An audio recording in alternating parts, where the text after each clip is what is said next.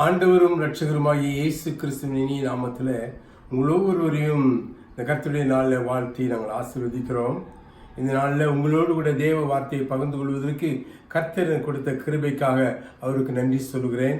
இந்த வேளையில் உங்களோடு தேவ வார்த்தையை பகிர்ந்து கொள்ள வேண்டும் என்று என்னிடத்தில் கேட்டுக்கொண்ட தந்தை பிரான்சிஸ் அவர்களுக்காக நாங்கள் நன்றி சொல்கிறேன். சபை அனைத்துக்கும் சபை கூடத்துக்கும் நாங்கள் நன்றி சொல்கிறோம். இப்பொழுதும் கூட என்னை அழைத்து இந்த வார்த்தையை கொடுக்க சொன்ன உங்கள் ஒவ்வொருவருக்கும் கிறிஸ்துவின் நாமத்தில் நன்றியை தெரிவித்துக் கொள்கிறேன்.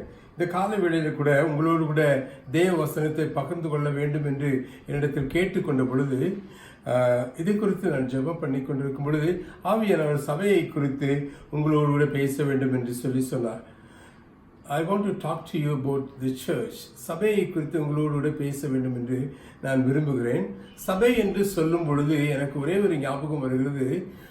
பவுல் அடியார் எழுதும்போது இப்படி எழுதுகிறார், சபையை குறித்து பக்தி வைராக்கியம் என்னை பற்றி எறிகிறது என்று எழுதுகிறார். சபையை குறித்து நான் எப்பொழுதும் நினைவு கூறுகிறேன், சபைக்காகவே நான் ஓடுகிறேன், சபைக்காகவே நான் ஜீவிக்கிறேன். ஏனென்றால் அந்த சபையை, மனவாட்டியாகிய சபையை கிறிஸ்து ஒரு நாளில் இந்த பூமிக்கு அவர் எடுத்துக்கொள்ளக்கூடிய நாட்கள் உண்டு. அந்த நாட்களுக்காக சபையாகிய மனவாட்டியை, சபையில ரட்சிக்கப்பட்டு அபிஷேகப்பட்டு ஞானஸ்நானம் எடுத்து தேவனுக்காய் தேவ வார்த்தையினுடைய வாழ்கிற ஒவ்வொருவரையும் ஆயத்தப்படுத்தி, மனவாட்டியை போல ஆயத்தப்படுத்தி இயேசு வரும்போது அவர் அவங்க பரலோகத்துக்கு எடுத்துக்கொள்வார் என்று வேதம் சொல்கிறது என்று பவுலடியார் சொல்லுகிறார். ஆகவே தான் சொல்கிறேன், சபை என்பது ஒரு முக்கியமான ஒரு பொருள், ஒரு கருப்பொருள். இந்த சபையை குறித்து இந்த காலைவெளியில் நான் பார்க்க வேண்டும் என்று விரும்புகிறேன்.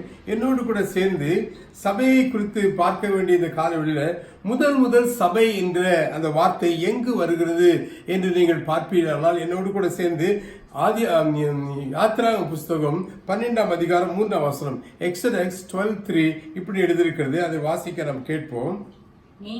நீங்கள் இஸ்ரவேல் சபையார் யாவரையும், அதுவரைக்கும் இஸ்ரவேல் ஜனங்கள் என்று சொல்லப்பட்டிருந்தது. ஆனால் இப்பொழுது இந்த இடத்தில் தான் இஸ்ரவேல் சபையார் என்று எழுதியிருக்கிறது. இஸ்ரவேல் சபையார் யாவரையும் நோக்கி இந்த மாதம் 10ஆம் தேதியில் வீட்டு தலைவர்கள் வீட்டுக்கு ஒரு ஆட்டுக்குட்டியாக ஒவ்வொருவரும் ஒவ்வொரு ஆட்டுக்குட்டியை எடுத்துக்கொள்ள வேண்டும் அல்லது நியமித்துக் கொள்ள. இதுல என்ன சொல்லுவது, இந்த இடத்துல தான் முதல் சபை என்கிற ஒரு வார்த்தை எழுதப்பட்டிருக்கிறது. இந்த சபையை குறித்து அவர் சொல்லும்போது என்ன சொல்ல வருகிறார் என்றால், இந்த சபை எப்படிப்பட்ட சபை என்று அங்கே அதே வசனத்தில் அவர் எழுதுகிறார். சபை என்று சொன்ன மாத்திரத்தில் அந்த இடத்துக்கு இன்னொரு அடைமொழி கொடுக்கிறார். அது என்ன என்றால் பரிசுத்த சபை என்று எழுதியிருக்கிறது. சபை என்பது ஒரு கூட்ட தேவ ஜனத்தை சபை என்று வேதத்தில் தேவனாய் கர்த்தர் சொல்கிறார். சொல்லிவிட்டு அதை பரிசுத்த சபை என்று சொல்லி அவர் சொல்கிறார். எனக்கு கேள்வி, இது எப்படி பரிசுத்த சபையாகும்? சபை என்பது ஜனக்கூட்டத்தை அவர் பார்த்து, அல்லது யூத கோத்திர இஸ்ரவேல் ஜனங்களை முழுவதையும் பார்த்து இது சபை என்று சொல்லுகிறார். சபை என்று சொன்ன உடனே அவர் சொல்றார் இது பரிசுத்த சபை என்று சொல்கிறார். அப்படியானால் என்ன பரிசுத்தம் என்று சொல்லி தொடர்ந்து நீங்கள் வாசிக்கும் போது 12ஆம் அதிகாரம் 3ஆம் வசனத்தில் சொல்லி கூட ஒரு ஆட்டுக்குட்டி ஒவ்வொருவரும் ஒவ்வொரு குடும்பத்தாரும் ஒவ்வொரு ஆட்டுக்குட்டியை எடுத்து என்று 4ஆம் வசனத்தை வாசிக்க கேட்போம். 4ஆம் வசனம் இப்படி எழுதியிருக்கிறது, ஒரு வீட்டில் இருக்கிறவர்கள் ஒரு ஆட்டுக்குட்டியை போதுமான பேர்களா இல்லாமல் போனால் அவனும் அவன் சமீபத்தில் இருக்கிற அவனுடைய அயல் வீட்டுக்காரனும் தங்களிடத்தில் உள்ள ஆத்துமாக்களின் லக்கத்திற்கு தக்கதாக ஒரு ஆட்டுக்குட்டியை தெரிந்து கொள்ள வேண்டும். அப்போ என்ன, முதலாவது ஒரு ஆட்டுக்குட்டியை நீங்கள் தெரிந்து கொள்ள வேண்டும். நீங்கள் சபை பரிசுத்தம் என்று சொல்லப்படுவதற்கு என்ன செய்ய வேண்டும்? ஒரு ஆட்டுக்குட்டியை தெரிந்து கொள்ள வேண்டும். 5ஆம் வசனத்தில் சொல்லப்பட்டிருக்கிறது, அந்த ஆட்டுக்குட்டி பழுதற்றதும் இந்த ஆட்டுக்குட்டி இளம் ஆட்டுக்குட்டியா இருக்க வேண்டும். ஒரு வயதுதான் இருக்க வேண்டும். இது பழுதற்றா இருக்க வேண்டும். ஒரு குறைவு இல்லாத ஒரு ஆட்டுக்குட்டியாக இருக்க வேண்டும் என்று 2வது நிபந்தனை சொல்லப்படுகிறது.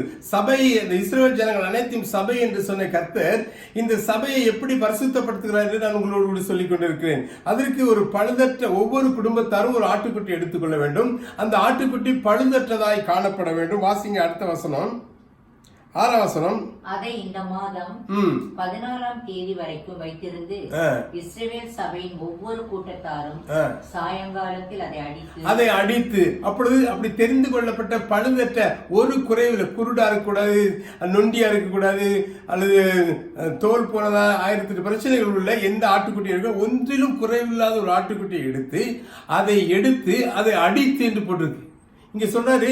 அப்போ பாருங்க, முதல் அவர் செய்கிற ஒரு சபையை எப்படி பரிசுத்தப்படுத்தும்படிக்கு அவர் செயல்படுகிறார் என்றுதான் வேதம் சொல்லுது. அதை அடித்து, அடுத்த வசனம் 7ஆம் வசனம், அதன் ரத்தத்தை எடுத்து தாங்கள் அதை புசிக்கும் வீட்டு வாசல் நிலைக்கால்களில், தாங்கள் குடியிருக்கும் வீட்டு வாசல் நிலைக்கால்களிலும்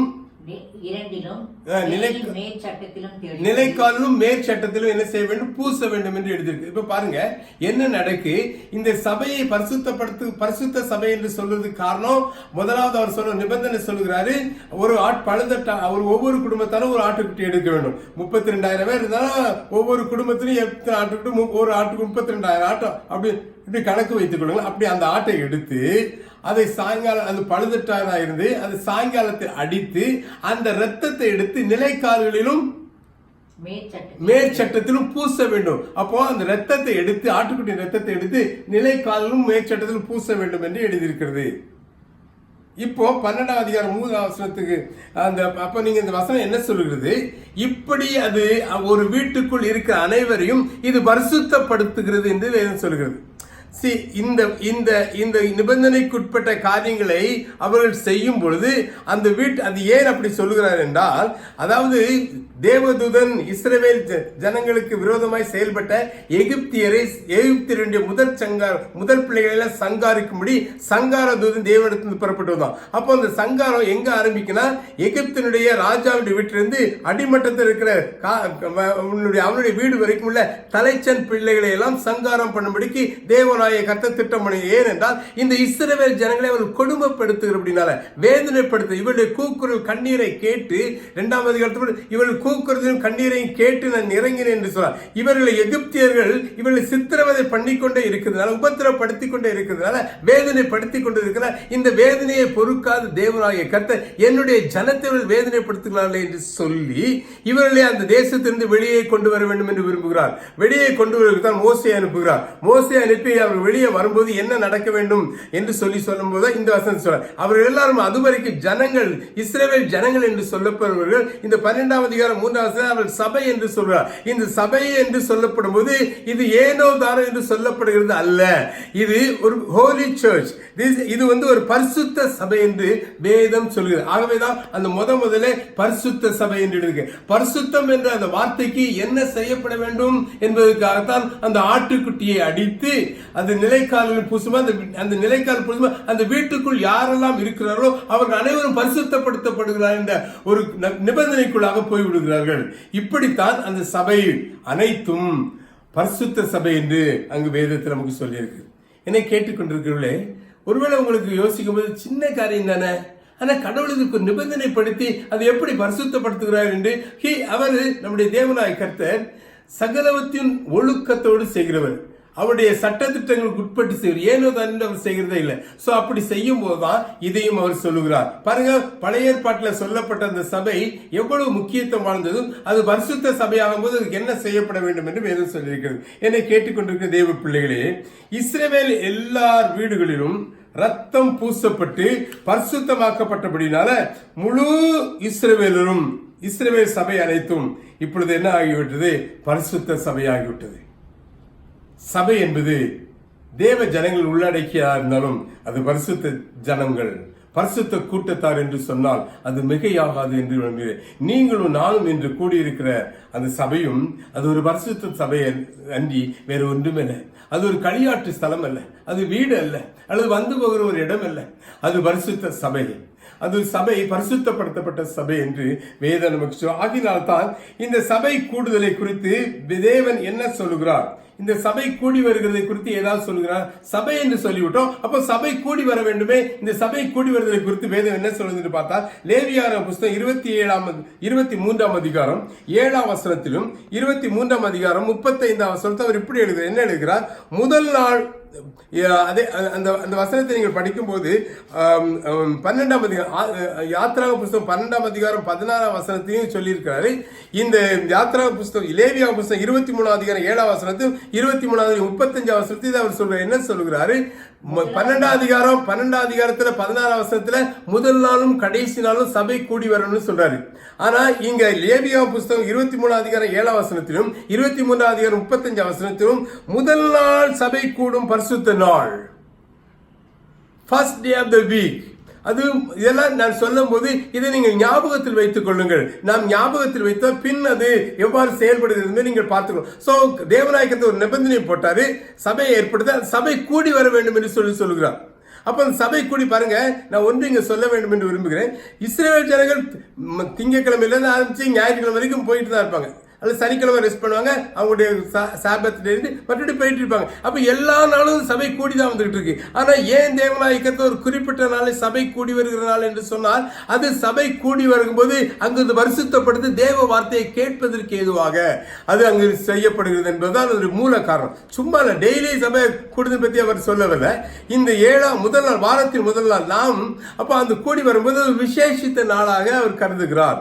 நீங்களும் நானும் 6 நாளும் வேலை செய்கிறோம், அல்லது 7ஆவது நாள் தேவனுடைய சமூகத்தில் போய் தேவனை ஆராதித்துக் கொள்வோம், அல்லது வாரத்தின் முதல் நாள் ஆகிய ஞாயிற்றுக்கிழமை நாம், ஏன்னா வாரத்தின் 7 நாள் என்னும் போது அது சனிக்கிழமையோடு முடியும். வாரத்தின் முதல் நாள் ஞாயிற்றுக்கிழமையா இருக்கிற அப்படின்னா முதல் நாள் உயிர்த்தெழுந்த நாளா இருக்கிற அப்படின்னா கிறிஸ்து இயேசு வாரத்தின் முதல் நாளை உயிர்த்தெழுந்த அப்படின்னால அந்த உயிர்த்தெழுந்த நாளாகிய ஞாயிற்றுக்கிழமை நாம் முதல் நாள் என்று கருதி நாம் சபை கொடுக்கிறோம். முதல் நாள் ஞாயிற்றுக்கிழமை சபை கொடுக்கிறோம். ஆகவே தான் அது சொல்லப்பட்டிருக்கிறது பரிசுத்த நாள், முதல் நாள் சபை கூடுகிற பரிசுத்த நாள். நீங்களும் நானும் கூடுகிற நாள் பரிசுத்த நாள். ஏனென்றால் பரிசுத்த சபை கூடுகிற நாள். யாரோ ஒரு கூடுகை இல்லை, தேவன் அல்லாத ஜனங்கள் கூடுகிற கூட்டம் அல்ல. இப்ப நம்முடைய தேசத்தின் அதிபதிகள், தேசத்தில் தேர்ந்தெடுக்கப்பட்ட மெம்பர்ஸ் ஆஃப் பார்லிமெண்ட் எம்பிஸ் எல்லாம் கூடுகிறோம், பார்லிமெண்ட் சொல்லி சொல்லுகிறோம். தமிழ்நாட்டில் அல்லது நாம் கூடுகிற அந்த நம்ம எம்எல்ஏ எல்லாம் கூடுகிற இடத்துக்கு அசம்பிளி என்று சொல்லுவோம். இப்படி ஒவ்வொரு இடத்தும் ஒவ்வொருவரும் கூடுகிற இடத்துக்கு ஒவ்வொரு பேர். இப்ப தேவனுடைய சபை, தேவனுடைய ஜனங்கள் கூடுகிற இடத்துக்கு சபை என்று பேர். அந்த சபை பரிசுத்த சபை என்று வேதம் நமக்கு சொல்லி இருக்கிறது. அது முதல் நாள் தோறும் கூட வேண்டும், முதல் நாள் தோறும் கூப்பிட வேண்டும். இந்த சபையை குறித்து தான் புதிய ஏற்பாட்டில் என்ன சொல்லப்படும், இந்த சபையை குறித்து புதிய ஏற்பாடு என்ன சொல்கிறது என்று நீங்கள் கேட்பீர்கள். மத்தேயு புஸ்தகம் 16ஆம் அதிகாரம் 18ஆம் வசனத்துல இயேசு சொல்லும்போது சொல்கிறார், பேதுருவை பார்த்து, இந்த கல்லின் மேல் சபையை கட்டுவேன், இந்த கல்லின் மேல் என் சபையை கட்டுவேன் சொல்றார். அதுதான் புதிய ஏற்பாட்டில் சொல்லப்படுகிற முதல் சபையை குறித்து சொல்லப்படுகிற இடம். என்ன இடம் சொல்லப்படுகிறார்? இந்த சபையின் மேல் இந்த கல்லின் மேல் என் சபையை கட்டுவேன். அப்போ பழைய ஏற்பாட்டில் சொல்லப்பட்டு கொண்டிருந்த சபையை தேவநாயகத்தை புதிய ஏற்பாட்டில் இயேசு கிறிஸ்து சொல்லும் போது சொல்றாரு, இந்த ஒரு குறிப்பிட்ட மனிதனை பார்த்து இந்த கல்லின் மேல் சபையை கட்டுவேன், அதனால அவன் பேர்ல அந்த சபையை கட்டுவேன் என்று சொல்ல அவன் சபை கட்டுவதற்கு ஏதுவாக அவனை உபயோகப்படுத்துவேன் என்பதன் பொருள் தவிர வேற ஒன்று அல்ல. சோ இப்ப பாருங்க, இந்த வேத வசனத்தில் ஒரு பகுதியை பார்க்கும். இந்த சபை இது இந்த சபையில் தான் என்ன இருக்கப்பட வேண்டும். இந்த சபை இப்ப பாருங்க, இயேசு சொல்றாங்க, என் சபையை கட்டுவேன். அப்போ இயேசு கிறிஸ்து வந்ததுடைய பிரதான நோக்கம் என்னன்னா சபையை கட்டுவதற்கு. வேறு எந்த காரணத்தையும் நாம் அங்கு தென்படவில்லை. முதலாக அவர் சொல்ல, சபையை கட்டும்படிக்கு நான் வந்தேன். I have come to build the church or temple of God. தேவனுடைய சபையை கட்டும்படிக்கு அவர் வந்தார் என்று வேதம் சொல்லியிருக்கிறது. என்னை கேட்டுக்கொண்டிருக்க தேவ பிள்ளைகளே, இந்த காலையில புதிய ஏற்பாட்டில் வாழ்கிற, புதிய ஏற்பாட்டின் காலத்தில் வாழ்கிற நீங்களும் நானும் ஒன்றை மனதில் வைத்துக் கொள்ள வேண்டும். நமது தேவனாய கர்த்தர் கிறிஸ்து இந்த உலகத்தில் வந்த பிரதான நோக்கம் சபையை கட்டுவதற்கு. அல்லது இன்னும் கொஞ்சம் விவரித்து சொல்வேனால், சபை ஜனங்களை உள்ளடக்கிய ஒரு சபையை கட்டுவேன். அந்த சபை எப்படிப்பட்டதா இருக்க வேண்டும்? பரிசுத்தமா இருக்கணும். அப்போ பரிசுத்தமுள்ள ஒரு சபையை கட்டும்படிக்கு நான் வந்தேன் என்று ஆண்டவராய் இயேசு சொல்கிறார். இதுதான் சபையை குறித்து புதிய ஏற்பாட்டில் வேதம் எழுதப்படும். இதை குறித்து அப்போஸ்தலர் 2ஆம் அதிகாரம் 47ஆம் வசனத்தை நீங்க படித்து பார்க்கும்போது 2:47 வாசி கேட்போம். 2ஆம் அதிகாரம் 47ஆம் வசனம். ரட்சிக்கப்படுகிறவர்களை வாசிங்க. தேவனை துதித்து ஜனங்கள் எல்லாரிடத்திலும் தயவு பெற்றிருந்தார்கள். ரட்சிக்கப்படுகிறவர்களை கர்த்தர் அனுதினமும் சபையிலே சேர்த்துக் கொள்ள வந்தார். ரட்சிக்கப்படுகிறவர்களை கர்த்தர் அனுதினமும் சேர்த்து. பழைய ஏற்பாட்டில் இஸ்ரவேல் எகிப்திலிருந்து புறப்பட்ட சகல ஜனங்களும் சபை என்று சொல்லப்படுகிறது. அந்த ஆட்டுக்குட்டியின் அடித்த ஆட்டுக்குட்டியின் ஒவ்வொரு குடும்பத்திலிருந்து எடுத்து ஆட்டுக்குட்டியினால அந்த சபை அதை அடிக்கும் போது அதிலிருந்து ரத்தத்தை எடுத்து நிலைக்காலில் பூசுவதால் ஒவ்வொரு குடும்பத்துக்குள் இருக்கிற பரிசுத்தமாக்கப்படுகிறால் முழுவதும் ஒட்டுமொத்த இஸ்ரவேல் ஜனங்களும் பரிசுத்தமாக்கப்பட்டு அது பரிசுத்த சபை என்று சொல்லப்படுகிறது. ஆனால் புதிய ஏற்பாட்டினுடைய மாற்றத்தை பாருங்கள். புதிய ஏற்பாட்டத்தில் என்ன சொல்ற? சபையில் அனுதினமும் ஜனங்கள் சேர்க்கப்பட்டார் என்று எழுதியிருக்கு. அனுதினமும் சபையில் சேர்த்துக் கொள்ளப்பட்டார் என்று எழுதியிருக்கு. இங்க ஒரு வார்த்தை உபயோகப்பட ரட்சிக்கப்படுகிறவர்களை, அந்த வாசனத்தை திரும்ப வாசிங்க. ரட்சிக்கப்படுகிறவர்களை தேவனை துதித்து ஜனங்கள் எல்லாரிடத்திலும் தயவு பெற்றிருந்தார்கள். ரட்சிக்கப்படுகிற what it means, இது ரட்சிப்பு என்றால் those who are saved, ரட்சிக்கப்படுகிறவர்களை சபையில் சேர்த்தார்கள். இஸ்ரவேல்ல ரட்சிக்கப்படுகிறவர்களை சேர்க்கல, இஸ்ரவேல் எல்லாரும் சபை. ஆனா இங்க புதிய ஏற்பாட்டு காலத்தில் ரட்சிக்கப்படுகிறவர்கள், the people who are saved, அவர் காப்பாற்ற பாவத்தில் என்ன சொல்லி வருகிறது என்றால் நீங்கள் வாசிக்கலாம்.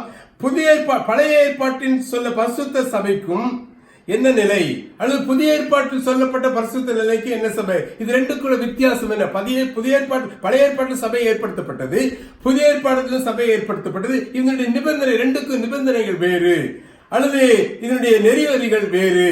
ஆகவே புதிய ஏற்பாட்டு விசுவாசிகளே நீங்களும் நானும் இதை நன்றாக கருத்தில் கொள்ள வேண்டும் என்று ஆவியானவர் விரும்புகிறார். என்னை கேட்டுக்கொண்டிருக்கிறே, பழைய ஏற்பாட்டின் சபையை குறித்து யாத்திராகமம் 12ஆம் அதிகாரம் 4 வசனம் முதல் 7 வசனம் வரைக்கும் நீங்க படிச்சு பார்த்தீங்கன்னா, ஒரு கொல்லப்பட ஒரு ஆட்டுக்குட்டியை எடுத்து அந்த இரத்தத்தை ஒருவர் தன்னுடைய வீட்டிலே பூசி அதை பரிசுத்தமாக்கப்பட்டார்கள். அப்படி பரிசுத்தமாக்கப்பட்டவர்கள் சபை என்று எழுதியிருக்கிறது. பாருங்க, 12ஆம் அதிகாரம் 4ஆம் வசனத்து 7ஆம் வசனம் வரைக்கும் எக்ஸோடஸ்ல யாத்திரா புத்தகம் நீங்க படிச்சீங்கன்னா, ஒரு ஆட்டுக்குட்டியை எடுத்து அதை அடித்து, பழுதற்ற ஒரு ஆட்டுக்குட்டியை எடுத்து அடித்து அது ரத்தத்தை நிலைக்காலில் பூசும் போது அதுக்குள்ள இருக்க வீட்டுக்குள்ள எல்லா ஜனங்களும் பரிசுத்தமாகி விடுகிறார்கள். ஆக ஒட்டுமொத்த இஸ்ரவேலும் பரிசுத்தமாக்கி விடுகிறார்கள் என்று சொல்லி அங்கு எழுதியிருக்கு. இதுதான் பழைய ஏற்பாட்டுக்குரிய நிம்மதி. இதுதான், இப்படித்தான் பரிசுத்தம் அங்கு காணப்பட்டது. அது பரிசுத்த சபை என்று டிக்ளேர் பண்ணப்பட்டு சொல்லப்பட்டது. ஆனால் புதிய ஏற்பாட்டில் என்ன, எப்படி புதிய ஏற்பாட்டில் ஒன்றே ஒரு வார்த்தை உபயோகப்பட ரட்சிக்கப்பட்டவர்கள் என்று எழுதியிருக்கிறது. ரட்சிக்கப்பட்டவர்கள் என்றால் என்ன? இது ஒரு நிபந்தனைக்குட்பட்டது. எல்லாமே நிபந்தனைக்குட்பட்டது. எப்படி என்றால், வாக்குத்தத்தங்கள் எல்லாம் ஒரு கட்டளைக்குட்பட்டது போல ஒவ்வொரு வாக்குத்தத்தங்களும் ஒரு கட்டளைக்குட்பட்டது. அந்த கட்டளை நிறைவேற்றினால் வாக்குத்தத்தம் வரும். கட்டளை நீங்களும் நான் நிறைவேற்ற வாக்குத்தத்தம் வரவே வராது.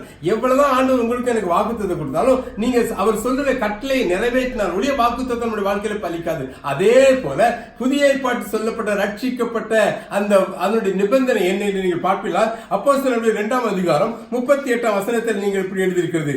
அது 38ஆம் அதிகாரம் நீங்க வாசிக்கலாம். பேதுரு அவர்களை நோக்கி நீங்கள் மனம் திரும்பி, ரட்சிக்கப்படுகிறது என்றால் என்ன? ரட்சிக்கப்பட்டவர் சபையில் சேர்த்துக் கொள்ளப்பட்டார் என்றால் அந்த அர்த்தம் என்ன? நீங்கள் மனம் திரும்பி.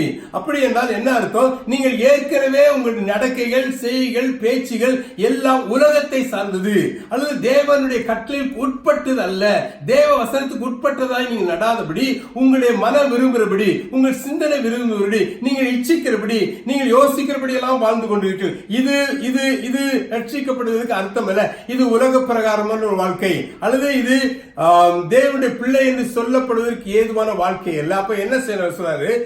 ஒவ்வொருவரும் பாவ மன்னிப்புக்கென்று இயேசு கிறிஸ்துவின் நாமத்தினாலே ஞானஸ்நானம் பெற்றுக் கொள்ளுங்கள். 38ஆம் வசனத்துல வாசிக்கிறீங்க, வாசிக்க மாதிரி இருந்து.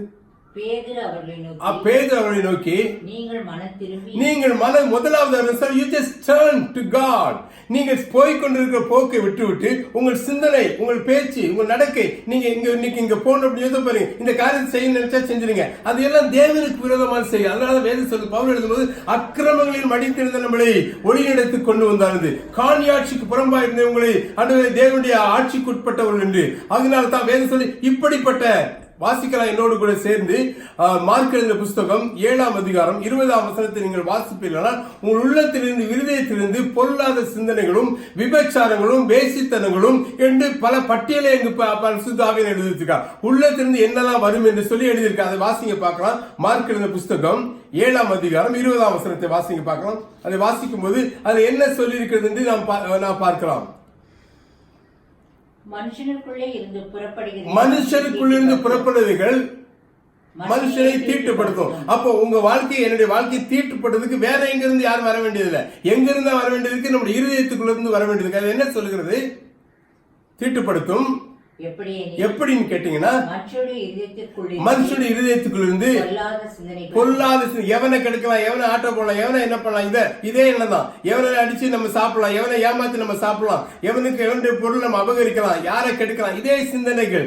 எவனை நம்ம என்னைக்கு உயரமா, நம்ம எவனை பெரியவனா, நம்ம என்னைக்கு இந்த சீட்ல போய் உட்காரலாம், அவனை எப்படி கீழே தரலாம், இப்படிப்பட்ட பொல்லாத சிந்தனைகளும் விபச்சாரங்களும் வேசித்தனங்களும் கொலை பாதகங்களும் களவுகளும் பாருங்க, களவு, பொருளாசை, விபச்சாரம், வேசித்தனம், துஷ்டத்தனங்கள், கபடும், காமவிகாரமும், வன்கண்ணும், தூஷணமும், பெருமையும், மதிகேடும், இப்படிப்பட்டவைகள் எல்லாம் உங்கள் உள்ளத்திலிருந்து வெளியே வருகிறது.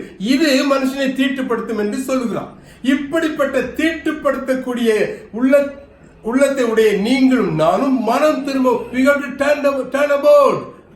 நாம் முற்றிலுமாய் மனம் திரும்ப, இந்த கிரியையிலிருந்து நாம் என்ன செய்ய வேண்டும்? வெளியே வர வேண்டும். அல்லது இந்த கிரியைகளை செய்யாதபடிக்கு நான் இவைகளெல்லாம் செய்ய மாட்டேன் என்று சொல்லி நீ மனம் திரும்ப. அதனால் தான் கலாத்தியர் புத்தகம் 5ஆம் அதிகாரத்தை நீங்கள் படித்து பார்த்தா மாம்ச கிரியைகள் என்று எழுதியிருக்கிறது. அப்படி ஒவ்வொன்றையும் பவுல் சொல்கிறார். மாம்ச கிரியைகள் என்ன என்று அவர் சொல்றார். இந்த மாம்ச கிரியைகளை நிறைவேற்றக்கூடாது என்று வேதம் சொல்லியிருக்கு. என்னை கேட்டுக்கொண்டிருக்கிற தேவ பிள்ளைகளே, இந்த துர்ச்செய்கையில் இருந்து நீங்களும் நானும் மனம் திரும்ப வேண்டும். ரட்சிக்கப்படுகின்ற முதலாவது ரட்சிக்கப்பட்டவர்கள் அனுதின சபையில் சேர்க்கப்பட்டார்கள். யார் சபையில் சேர்க்கப்பட்டார்கள்? ரட்சிக்கப்படுகிறார்கள் என்றால் என்ன? மனம் திரும்பினவர்கள், பாவத்தை விட்டு, அவர்கள் செய்து வந்த அநியாயத்தை விட்டு. அந்த வசனம் உங்களுக்கு எடுத்த வாசிங்க பார்க்கலாம். கலாத்தியர் புத்தகம் 5ஆம் அதிகாரம் 20 கலாத்தியர் 5. மனுஷனை தீட்டுப்படுத்தும் மாம்ச சிந்தைகள் மனுஷனை தீட்டுப்படுத்தும். அவையாவன 5ஆம் அதிகாரம். அப்போ இப்படிப்பட்ட பாவங்கள் எல்லாம் மனுஷனை தீட்டுப்படுத்தும் என்று எழுதியிருக்கிறது. ஆக இந்த தீட்டிலிருந்து நீங்கள் மனம் திரும்பும் இது வேண்டாம் என்று சொல்லி நீங்கள் இப்படிப்பட்ட வாழ்க்கையை விட்டு நான் வேற ஒரு வாழ்க்கை, நீதி பரிசுத்த நிறைந்த ஒரு வாழ்க்கைக்கு நேராக நான் போகிறேன் என்று சொல்லி நீங்கள் மனம் திரும்பும் போது, the first thing that you have to do, you have to repent. You have to turn around. நீங்கள் மனம் திரும்ப வேண்டும். இந்த பழைய வாழ்க்கையை நான் வாழ மாட்டேன், ஒரு புதிய வாழ்க்கையை நான் வாழ என்னை ஒப்புக் கொடுக்கிறது. மனம் திரும்பி. 2வது 38ஆம் வசனத்தில் அப்போஸ்தலர் 2:32 நீங்கள் பாவங்களை மனம் திரும்பும் போது நான் இன்ன பாவங்களை செய்தேன் என்று நீங்கள் அறிக்கை, யார்கிட்ட அறிக்கை செய்ய வேண்டும்? 15ஆம் நூற்றாண்டில் என்று எண்ணுகிறேன். அந்த கத்தோலிக்க மத குருவுகள் ஒரு சட்டத்திட்டம் போட்டாங்க. அது என்ன எழுதியிருக்குன்னா, நீங்கள் உங்கள் பாவங்களை அந்த சபையுடைய குரு இடத்துல நீங்கள் சொல்லும் போது அவர் உங்களை மன்னிப்பார். அவர் உங்கள் பாவங்களை மன்னித்தால் நீங்கள் மன்னிக்கப்பட்டு விடுவீர்கள் என்று சொல்லி அங்கு சட்டத்திட்டங்கள். அது மனிதனுக்கு ஏற்றார்கள். இவர்கள் தேவனிடத்திற்கு ஜனங்களை திருப்பாதபடி தேவன் தான் பாவத்தை மன்னிக்க முடியும். இயேசு கிறிஸ்து மட்டும்தான் இந்த உலகத்தில் உன்னுடைய பாவத்தை என்னுடைய பாவத்தை மன்னிக்க முடியும். ஏனென்றால் அவர் ஒருவர்தான் கல்வாரி சிலுவையில உன்னுடைய பாவத்தை என்னுடைய பாவத்துக்காக சிலுவையில் சொன்னார். 1 பேதுரு 2ஆம் அதிகாரத்தில் 24ஆம் வசனத்தில் எழுதியிருக்கிறது, அவர் நம்முடைய அக்கிரமங்கள் நிமித்தம் நம்முடைய அக்கிரமங்களை அவர் தம்முடைய சரீரத்தில் சுமந்தார். அப்ப நீங்க நான் செய்து கொண்ட எல்லா அக்கிரமங்களையும் எல்லா பாவங்களையும் இதயத்தில் தோன்ற எல்லா சிந்தனைகளையும் அவர் என்ன செய்தார்? எல்லாவற்றையும் உங்களிடத்திலிருந்து வாங்கி அவர் சிலுவையில தன்னுடைய சரீரத்திலே சுமந்தார் என்று எழுதியிருக்கிறது. ஏன் அவர் சுமக்க வேண்டும்? ஆகினால் தான் வேதம் சொல்கிறது, உங்களையும் என்னையும் அந்த பாவ சுமையிலிருந்து விடுதலை ஆக்கும்படிக்கு. அவர் எழுதியிருக்கும் போது எழுதுறாரு, வாசிங்க. அந்த மனம் திரும்பி அறிக்கையிடும் போது என்ன நடக்கு? நீங்க ஆண்டவராக இயேசுகிற ஒரு உண்மையான ஒரு பரிசுத்த வாழ்க்கை வாழ வேண்டும் என்று நீங்கள் உண்மையாகவே இந்த காலவெளியில் விரும்புகிறீர்களானால் ஒன்று செய்யுங்க.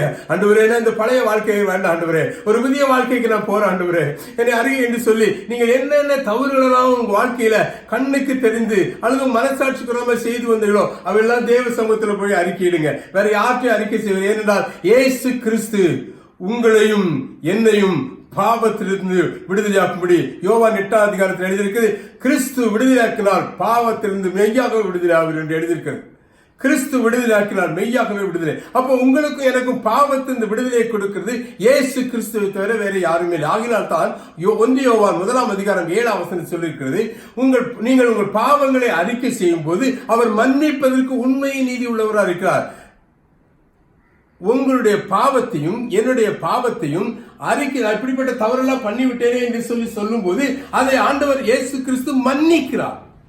சங்கீதக்காரர் சொல்லும் போது சொல்ற, அது கிழக்குக்கும் மேற்குக்கும் எவ்வளவு தூரம் அவ்வளவு தூரமாக போட்டு விட்டேன் என்று சொல்ல, உன் பாவங்களை நீ நினையாது இருப்பேன் என்று சொல்லுகிறார். அப்போ நீங்க நான் ஒரு மனிதனுக்கு விரோதமாக ஒரு மனுஷிக்கு விரோதமாக நான் தவறு செஞ்சு விட்டா, குற்றம் செஞ்சுட்டா, அது கடைசி வரைக்கும் சொல்லி காட்டுவாங்க. என்னைக்கு சாரும் அன்னை வரைக்கும் இப்படிப்பட்ட பண்ண இப்படி ஏமாத்த அப்படிப்பட்ட ஏதாவது சொல்லிக்கிட்டே இருப்பாங்க.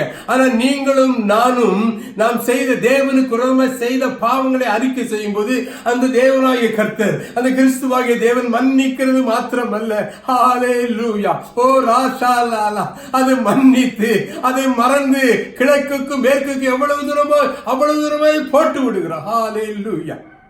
அவர் மன்னிப்பதற்கு உண்மையை நிதி உள்ளவர்கள். இந்த காலவேளை தேவனுடைய வார்த்தையை கேட்டுக்கொண்டிருக்கிறவர்களே, சபை அது பரிசுத்தமான சபை.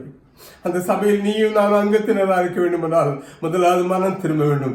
தீய காரியத்திலிருந்து மனம் திரும்பி நல்வழிக்கு, இயேசுவே வழியும் சத்தியமும் ஜீவனுமாய் இருக்கிற என்று சொன்னாரே, அந்த வழிக்கு நீங்கள் திரும்ப வேண்டும். அது பரிசுத்த வழி, அது நீதியின் வழி, அது உண்மையுள்ள வழி. அந்த வழிக்கு நீங்கள் திரும்ப வேண்டும் என்று நானும் திரும்ப வேண்டும் என்று வேதம் சொல்லி இருக்கிறது. அப்படி மனம் திரும்பும் போது அவரிடத்தில் பாவங்களை அறிக்கை செய்வது, அந்த 1 யோவான் 1:7 சொல்லுக்கு பாவங்களை மன்னிக்கிறதுக்கு அவர் உண்மையும் அறிக்கை செய்யும் போது மன்னிப்பதற்கு உண்மையை நீதி உள்ளவராக இருக்கிறார். காலவில் இவ்வளவு நல்ல ஆண்டவர். நீங்கள் யாரா சொன்ன வருத்தப்பட்டு பாரம் சுமக்கிறவர்களை நீங்கள் எல்லாரும் இடத்தில் வாருங்கள், நான் உங்களுக்கு இளைப்பாறுதல் தருவேன். நான் செய்து கொண்டிருக்க தவறு என்று என்னால் விடுதலை விடவில்லை, இளைப்பாறுதும் இல்லை, மனதில் பாதிக்கப்படுகிறேன், என்ன செய்வேன் என்று தெரியவில்லை என்று சொல்லுகிறார் பவுல். ரோமருக்கு 7ஆம் அதிகாரத்தில் சொல்ல, நான் விரும்புவதை காட்டிலும் வெறுக்கிறதே செய்கிறேன், நான் எதை செய்யக்கூடாது என்று எண்ணுகிறேனோ அதே செய்கிறேன் என்று பவுல் 7ஆம் அதிகாரத்தில் ரோமர் புத்தகத்தில் சொல்லியிருக்க. அப்புறம் 8ஆம் அதிகாரத்தில் சொல்ற, நான் 7ஆம் அதிகாரத்தில் சொல்றார், நான் நிர்பந்தமான மனுஷன், இந்த பாவம் அப்படி இருந்த யார் விடுதலையாக்க முடியும் என்று சொன்ன போது 8ஆம் அதிகாரத்தில் சொல்கிறார், இந்த பரிசுத்த ஆவியானவர் பிதா கிறிஸ்துவாகிய தேவன் பரலோகத்துக்கு எடுக்கப்படப்பட்டு போனபோது பரிசுத்த ஆவியானவர் கட்டளையிட்டப்பட்டாரு. அந்த பரிசுத்த ஆவியானவர் இந்த பாவ பிரமாணங்களிலிருந்து, அந்த இச்சையிலிருந்து, என் உள்ளத்துல நான் எதை செய்யக்கூடாது என்று அதை செய்தேனே அந்த கிரியையிலிருந்து விடுதலையாக்கினார் என்று சொல்றார். ஒரு ஆமீன் சொல்லுங்க பார்க்கலாம். ஹல்லேலூயா.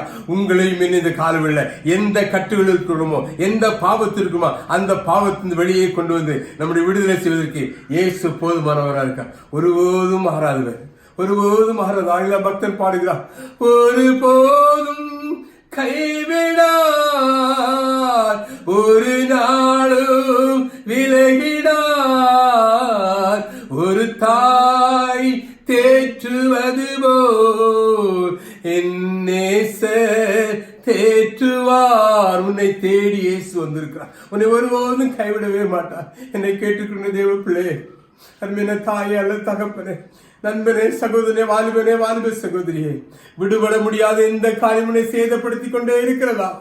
உன் கண்களின் காட்சி, உன் கண்களின் இச்சனை சேதப்படுத்துகிறதா? உன்னுடைய மாம்ச இச்சனை சேதப்படுத்துகிறதா? உன் சிந்தனையில் பாவம் செய்து என்ன செய்வது தவிக்கிறாயா?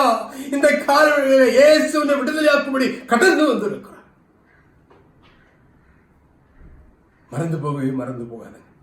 ஹல்லேலூயா. அவர் ரத்தத்தினால், வேதவசம் அதே வசனம் சொல்கிறது, அவர் ரத்தத்தினால் கழுவ பாவங்களை அறிக்கை செய்யும் போது அவர் மன்னிக்கிறது மாத்திரமல்ல, இயேசு கிறிஸ்து ரத்தம் சகல பாவங்களையும் கழுவி நம்மை சுத்தி இருக்கும் என்று சொல்லியிருக்கிறார். நீங்களும் நானும் சுத்தப்படுத்தப்பட்ட ஒரு மனுஷனாக, சுத்தப்படுத்தப்பட்ட ஒரு மனுஷியாக, சுத்தப்படுத்தப்பட்ட ஒரு பிள்ளையாக தேவனுக்கு நீங்கள் எந்த எப்பேற்பட்ட சூழ்நிலை எப்பேற்பட்ட பாவத்துக்கு இருந்தாலும் இந்த ரத்தம் உங்களை மன்னிக்கிறது மாத்திரமல்ல, உங்களை சுத்தப்படுத்தி இது புதிய அதான் வேதம் சொல்லுது, ஒரு கிறிஸ்துவுக்கு இருந்தால் புதிய சிருஷ்டியா இருக்கிறான். யாரெல்லாம் மன்னிக்கப்பட்ட ரத்தத்தினால் கழுவப்பட்டிருக்கிறார்களோ அவர்கள் அனைவரும் புதிய சிருஷ்டிகள் என்று எழுதியிருக்கிறார். சொந்து போகவே போகாதுங்க, கவலைப்படவே படாதுங்க. சபை என்பது இதுதான். இந்த சபையை காத்தான் அப்போஸ்தலர் 2ஆம் அதிகாரம் 38ஆம் வசனத்துல நீங்கள் பார்ப்பீர்கள், என் பாவத்தை இயேசு கிறிஸ்து மன்னித்து விட்டார் என்று விசுவாசிக்காத. வாசிங்க 38ஆம் வசனத்தை வாசிங்க. பேதுரு அவர்களை நோக்கி நீங்க முதலாவது மனம் திரும்ப வேண்டும், ஒவ்வொருவரும் பாவ மன்னிப்புக்கென்று இயேசு கிறிஸ்துவின் நாமத்தினாலே. பாருங்க, முதலாவது நீங்க மனம் திரும்ப வேண்டும், பாவத்தை அறிக்கை செய்ய வேண்டும். இயேசு கிறிஸ்துவுக்கு மட்டும்தான் அறிக்கை செய்ய முடியும், வேற யாருக்கும் இல்ல.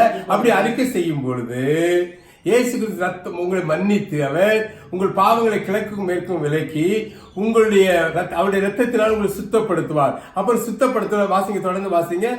இயேசு கிறிஸ்துவின் நாமத்தினால ஞானஸ்நானம் பெற்றுக் கொள்ளுங்கள். அப்பொழுது இப்ப பாருங்க, இது ஒரு பெரிய ஒரு முக்கியமான ஒரு காரியம். இங்கு நான் ஒரு காரியத்தை நான் சொல்லி கடந்து போக வேண்டும் என்று விரும்புகிறேன். என்னை கேட்டுக்கொண்டிருக்க தேவ பிள்ளைகளே, ஒரு காரியத்தை மனதில் வைத்துக் கொள்ளுங்கள். ஞானஸ்தானம் எடுத்து அவன் பெந்தைக்கோஸ்தக்காரன் சொல்றாங்க. இது ஒரு அநியாயமான குற்றச்சாட்டு, இது வேதத்துக்கு புறம்பான ஒரு குற்றச்சாட்டு. பெந்தைக்கோஸ்துக்காரங்கள் எல்லாம் ஞானஸ்தானம் எடுத்தாங்கனால பெந்தைக்கோஸ்துக்காரங்க ஞானஸ்தானம் எடுக்கணும் அவசியம் இல்லை. மனம் திரும்பினோர் மாத்திரம். ஆகியனால்தான் மத்தேயு எழுதின புஸ்தகத்தில் போட்டு 3ஆம் அதிகாரத்தில் 6ஆம் வசனத்தில் எழுதியிருக்கு, யோவான் ஸ்நானகன் மனம் திரும்புவதற்கு ஏற்ற ஞானஸ்தானம் கொடுத்தான். அவரிடத்துல ஞானஸ்தானம் எடுக்க பரிசேயர் சதுசேயர் வராங்க. அப்ப சொன்னாரு, விரியன் பாம்பு குட்டிகளே, வரும் கோபத்துக்கு தப்பித்துக் கொள்ள உங்களுக்கு வழிகாட்டினவனா. அப்போ ஒரு பெரிய கோபாக்கணும் உன் மேல வருது. அந்த கோபாக்கணும் உன் மேல வராம இருக்கிறதுக்கு ஞானஸ்தானம் எடுக்க வரையான்னு கேட்கிறேன். அப்ப ஞானஸ்தானம் எடுக்கிறது நேசம் ஒரு பெரிய கோபாக்கணும், கடவுளுடைய கோபாக்கணும் வந்துடும். அப்ப இந்த கோபாக்கணும் இருந்த விலைக்கு என்னை காத்துக்கொள்வது நான் போய் ஞானஸ்தானம் எடுக்கணும்னு சொல்லி அவர்கள் வர்றாங்க. அப்ப யோவான் சொல்ல, விரியம் பாம்பு குட்டிகளே, வரும் கோபத்துக்கு தப்பித்துக் கொள்ளும்படிக்கு ஞானஸ்தானம் எடுக்கலாம். நோ, அப்படி கிடையவே கிடையாது. மனம் திரும்பி என்று வார்த்தை வசனத்தை வாசிங்க. 3ஆம் அதிகாரம் 6ஆம் வசனம். தங்கள் பாவங்களை அறிக்கையிட்டு யோர்தான் நதியில் தங்கள் பாவங்களை நான் பாவி என்று அறிந்து உணர்ந்து பாவத்தை அவங்க போய் என்ன பண்ண அறிக்கை செய்து ஞானஸ்தானம் எடுக்கணும். பாவத்தை அறிக்கை செய்யாம கொடுக்கிற எந்த ஞானஸ்தானம் அல்ல என்று வேதம் சொல்லி இருக்கிறது. சோ யாரெல்லாம் ஒரு எப்போ நான் பாவின்னு சொல்லுவாங்க, குறிப்பிட்ட ஏஜுக்கு வந்த பிறகு நான் பாவி என்று சொல்லுவாங்க, நான் தவறு செய்யறேன்னு சொல்லுவாங்க. அப்ப அந்த அறிவு வந்த பிறகுதான் அது பாவத்தை அறிக்கப்பட்ட, அதுக்கு பிறகுதான் ஞானஸ்தானம் கொடுக்கணும். அதைத்தான் வேதம் சொல்லுகிறது. உடனே பவுல் சொல்றாரு, பேதுரு சொல்றாரு, நீங்கள் மன்னிப்பு கேட்டு நீங்கள் ஞானஸ்தானம் எடுத்துக் கொள்வீர்களால் பரிசுத்த ஆவியை பெற்றுக்கொள்ளும். இப்ப பாருங்க, அதற்கு அப்புறம் என்ன நடக்க வேண்டியிருக்கு? சபையில என்னென்னலாம் இருக்க வேண்டும் என்பதை பற்றி நான் சொல்லியிருக்கேன். நான் எந்த டாக்டரினையோ அல்லது எந்த மதத்தை பற்றி நான் சொல்லல.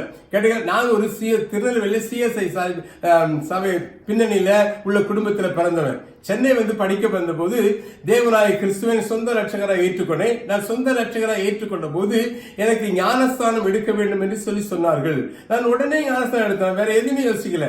ஒரு நாள் தாம்பரத்தில் உள்ள CSI சர்ச்சில் அங்கு வாலிபர்களும் பெரியவர்களும் கூடி ஜெபிக்கிறாங்க, இரவுல ஜெபிக்கிறான் என்று சொன்னார்கள். சரி, அங்க போவோமே என்று சொல்லி நான் அந்த சபையில போய் முழங்கால் பட்டி ராத்திரி இரவு ஜெபம். அந்த ஜெபத்தை நான் ஜெபித்துக் கொண்டிருக்கும் போது பிஷப் தயானந்தன் அவர்களுடைய தலைமையில கரங்களை வைத்து அவர் ஜெபம் பண்ணினார். என்ன ஜெபம் பண்ணினார்? ரிசீவ் தி ஹோலி ஸ்பிரிட், பரிசுத்த ஆவியை பெற்றுக்கொள் என்று சொன்னார். அப்போ பரிசுத்த ஆவியை நினைக்க அதை பார்த்து கொண்ட விக்டர் என்னன்னு சொல்லுறாங்க, அவர் CSI ஒரு பெரிய நபர் தாம்பரம் செய்து அவர் சொன்னாரு, பரிசுத்த ஆவியை உன்னை நிரப்பும் பொழுது நீ எவ்வளவு தூரம் மேல போகணும்னு எனக்கு தெரியல, நீ ஒருவேளை மேல ரொம்ப தூரம் போய் இடிச்சிருவேன்னு யோசித்த, அவ்வளவு தூரத்துக்கு அந்த ஆவியானவர் உன்னை கொண்டு போறார் என்று சொல்லி சொன்னார். அப்போ அந்த பரிசுத்த ஆவியின் வல்லமையை நான் அறிந்திருக்கிறேன். ஏதோ ஒரு ஏசாமி ஏற்றுக்கொண்ட உடனே பரிசுத்த ஆவி எனக்குள் வந்தார் என்று வேதம் சொல்லவே இல்லை. அப்படி சொல்லவே இல்லை. பரிசுத்த ஆவியானவர் என்பது ஒரு விசேஷித்த திருத்துவத்துல 3வது நபர். அவர்தான் இயேசு சொல்லும்போது சொல்ல, நான் போகாது இருந்தேனால் நான் உங்களுக்காக ரத்தம் சிந்தி விட்டேன், உங்களுக்காக எல்லாத்தையும் கொடுத்து விட்டேன். நான் போகலன்னா பரிசுத்த ஆவியானவர் வர மாட்டார், என்றென்றைக்கும் உங்களோடு கூட இருக்கும்படிக்கு உள்ள பரிசுத்த ஆவியை நான் உங்களுக்கு அனுப்புகிறேன் என்று சொல்லி சொன்னார். என்னை கேட்டுக்கொண்டிருக்கிற தேவ பிள்ளைகளே, இந்த பரிசுத்த ஆவியானவர் தான், he is a comforter, He is the counselor. அவர் உங்களை ஆறுதல் படுத்துகிறார், உங்களுக்காக வழக்காடுகிறார், உங்களுக்காக பிதாவிடத்தில் வாது பேசுகிறார். நீங்கள் போக வேண்டிய வழி என்ன என்று சொல்லக்கூடிய அந்த வருஷத்தால் ஆகினால் தான் பவுல் சொல்ல, ரட்சிப்பு என்பது ரட்சிக்கப்பட்ட அனுதின சபையில் சேர்த்துக் கொள்ளப்பட்டால் என்பது சொல்லும் போது, முதலாவது மனம் திரும்பி இருக்க வேண்டும், இரண்டாவது பாவத்தை அறிக்கையிட்டு இருக்க வேண்டும், மூணாவது ரத்தத்தில் இயேசுவின் ரத்தத்தால் கழுவப்பட்டிருக்க வேண்டும், நான்காவது ஞானஸ்தானம் எடுத்திருக்க வேண்டும், ஐந்தாவது பரிசுத்தாவினால அவர் அபிஷேகிக்கப்பட்டிருக்க வேண்டும். இவைகள் அனைத்தும் சேர்ந்ததுதான் ரட்சிப்பு என்று வேதம் சொல்லியிருக்கிறது. இந்த ரட்சிக்கப்பட்டவர்கள் தான் அனுதினமும் சபையில் சேர்ந்து கொண்டார்கள். What about you? உங்களை பற்றி என்ன, என்னை பற்றி என்ன? ஒரு கேள்வியை கேட்டு பார்ப்போமா? நீங்களும் நானும் எப்படி இருக்கிறோம்? I'm not preaching any doctrine or preaching anything else. I'm preaching the word of God. ஆதி திருச்சபை எப்படி இருந்தது? பழைய ஏற்பாட்டுக்கான சபை எப்படி இருந்தது? அது பரிசுத்தமாக்கப்பட்டது. அங்கு இதெல்லாம் ஒன்றும் இல்லை. ஆனால் பவுல் எழுதும்போது எழுதுகிறார், அவர் சிவந்த சமுத்திரத்தை கடக்கும் போது அவர்கள் ஞானஸ்தானம் பெற்றார்கள் என்று எழுதியிருக்கார். ஸோ இதெல்லாம் இது இன்னும் அதிகமான ஒரு வெளிப்பாடு உள்ள ஒரு காரியம். ஆனால் அதை நான் சொல்ல விரும்பவில்லை. ஆனால் புதிய ஏற்பாட்டு பரிசுத்தவான்களாகிய தேவனாகிய ரட்சிக்கப்பட்டவர்கள் அனுதினம் சேர்க்கப்பட்டார்கள் என்று சொன்ன வசனத்தின்படி இப்படிப்பட்டவர்கள் தான் சபையில் சேர்க்க. நீங்கள் எப்படிப்பட்ட நிலைமையில் சபையில் சேர்த்துக் கொள்ளப்பட்டீர்கள்? உங்களுடைய தகப்பன், உங்களுடைய தாய் அல்லது உங்களுடைய சகோதரன், உங்களுடைய சகோதரி, நீங்கள் சபையில அங்கத்தினராக இருப்பதனால நீங்கள் சேர்த்துக் கொள்ளப்பட்ட அநேக சிஎஸ்ஐ சபைக்கு போறேன், லூத்தரன் சபைக்கு போறேன். லிட்டரலா நான் லுத்தரன் சபையில ஒரு மெம்பரா இருக்கேன் தாம்பரத்துல. ஸோ இப்படி போகிறேன். ஆனால் போற பெண்டிகாஸ்ட் எல்லா சபையில நான் பாக்குறேன். எல்லாரும் வந்து அவங்களுக்கு பார்த்தா அவங்க புறஜாதிகளுக்கும் அவங்களுக்கு வித்தியாசம் இல்லாதபடி ஒரு நாணக்கம் இருக்கு. அவர்கள் எல்லாரும் கிறிஸ்தவ குடும்பத்தில் பிறந்தவர்கள். அவர்கள் சபையில் சேர்க்கப்பட்டவர்கள் அல்ல, அவர்கள் சபையை சார்ந்தவர்கள் அல்ல, அவர்கள் பரிசுத்தவான்கள் கூட்டம் அல்ல. ஆகவே இது ஒரு முக்கியமான காரியம் என்பதை நீங்கள் மறந்து போக வேண்டாம் என்று நான் இப்படிப்பட்ட 5 குணாதிசயங்களும் உங்கள் வாழ்க்கையில் என் வாழ்க்கையில காணப்பட வேண்டும் என்று மறந்து போகவே போகாது. இப்படிப்பட்டவர்களை குறித்து வேதம் என்ன சொல்கிறது? அப்போஸ்தலர் 2:47 ரட்சிக்கப்பட்டவர் இப்படிப்பட்டவர்களை கர்த்தர் அனுதினமும் சபையில் சேர்த்தார். வேற யாரும் சபையில், இந்த சபையில நீங்கள் கேட்டுக்கொண்டிருக்க உங்கள் சபையில நீங்க யாரா இருந்தாலும் முதல்ல நீங்கள் எப்படி இருக்கிறீர்கள்? உங்கள் சபைக்கு கூடுகிறவர்கள் எப்படி இருக்கிறார்கள்? என்னை கேட்டுக்கொண்டிருக்கிறீர்களே, இந்த குறிப்பிட்ட காரியத்தில் நீங்கள் காணப்படவில்லை என்றால் இன்றைக்கே மனம் திரும்புங்கள், இன்றைக்கே ஆண்டவருக்கு ஒப்புக் கொடுங்கள். அது ஒருபோதும் உங்களை தள்ள விட மாட்டேன், ஒருபோதும் தள்ள மாட்டேன். வைத்தியனுக்கு தான் பிணியாளி தேவை என்று அவர் சொல்றார்.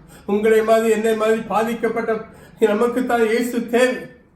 நிச்சயமா உங்களை ஏற்றுக்கொள்ளும், உங்களை ஆசீர்வதிக்க, உங்கள் வாழ்க்கையை மாற்றுவதற்கு அவர் போதுமானவராக. இங்கு தனிப்பட்ட ஒரு நபர் ரட்சிப்பை குறித்து சொல்கிறது. ஒவ்வொரு நாளும் சபையில் சேர்க்கப்பட்டார்கள் என்றால் என்ன? முழு குடும்பமா வந்து எடுத்தங்கல்ல. It is an individual characterized, a individual commitment. ஒரு தனிப்பட்ட நபருடைய, உங்க குடும்பத்துல 3 பேர் இருக்கீங்க அல்லது 4 பேர் இருக்கீங்க, 4 பேரும் தேவ சமூகத்தை அறிக்கையிட்டு தேவ மன்னிப்பை விட்டு பரிசுத்தாவியை பெற்று சபைக்கு, அதுதான் அங்கத்தினர், அதுதான் அங்கத்தினர், அதான் நீங்கள் சபையில. ஒருவேளை நீங்க சிஎஸ்ஐ மெம்பரா இருக்கலாம் அல்லது லுத்தரன் மெம்பராக, ஏதோ ஒரு பெண்டிகாஸ்ட் சபையின் மெம்பராக, it doesn't mean that you are the church of God. தேவ சபையின் அங்கத்தினர் அல்ல, மறந்து போகவே போகாது. இப்படிப்பட்ட நிலைமையில்தான் கர்த்தர் சபையில் அனுதினமும் ஜனங்களை சேர்த்தார் என்று எழுதியிருக்கிறது. என்னை கேட்டுக்கொண்டிருக்கிறவர்களே, என்னை கேட்டுக்கொண்டிருக்க தேவ பிள்ளைகளே, ஸ்தோத்திரம். இஸ்ரவேலை குறித்து வேதம் என்ன சொல்கிறது தெரியுமா? இந்த சபைக்கு நீங்களும் நானும் ஒரு அங்கமாய் இருக்கிறீர்களா? இஸ்ரவேல் சபைக்கு முழு இஸ்ரவேலரும் ஒரு சபை ஆயிட்டாங்க. ஆனால் இயேசு சொல்லப்பட்ட இந்த சபைக்கு நீங்கள் ஒவ்வொருவரும் அங்கத்தினராய் காணப்படுகிறீர்களா? தனிப்பட்ட நபராய் நான் கேட்கிறேன்.